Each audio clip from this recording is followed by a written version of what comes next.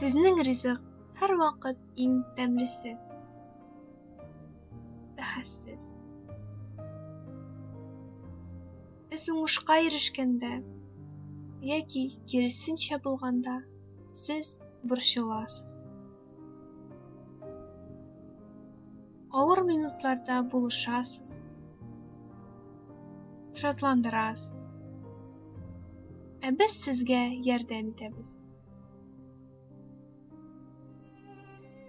Кайчак бар дәүләт сезне якын итә. Яки башка берәр бала.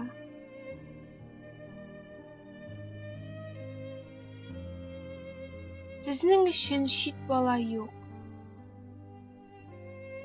Без югалсак та, сез барыбер безне эзләп табасыз.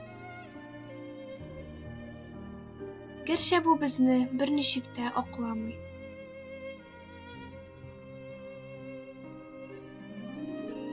Без сезнең өчен һәр вакыт бала. Сез һәр вакыт безнең яклы. Кайчак киресенчә тоелса да.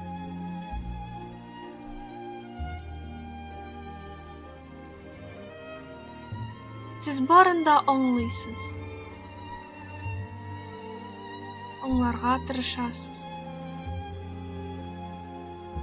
Сез безнең белән аңа кадәр һәм аннан соң да сөйләшәсез. Без кирәксез дип санаган әйберләрне саклыйсыз. Безнең шәхси тормышка үтеп керәсез һәм безнең проблемалар башлана. Сез аны эшләүдән туктыйсыз һәм тагын проблема. Безнең өчен нәрсә яхшы булганын сез һәр вакыт беләсез.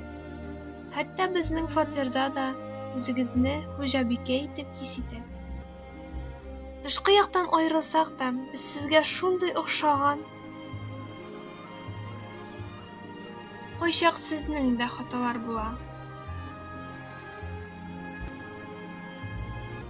Ләкин барыбер сез безнең өчен иң кадерлесе. Безгә авыр булганда, сезгә тагын да авырырак.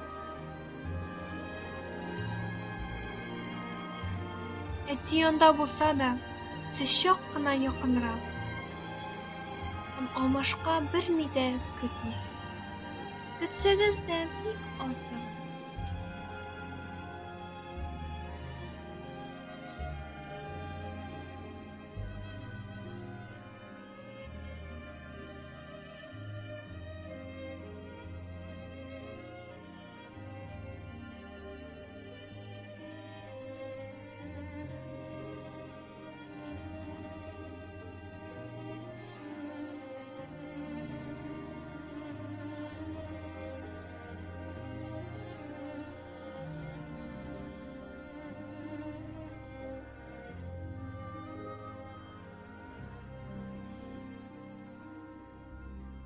Әниләр безне көтәләр.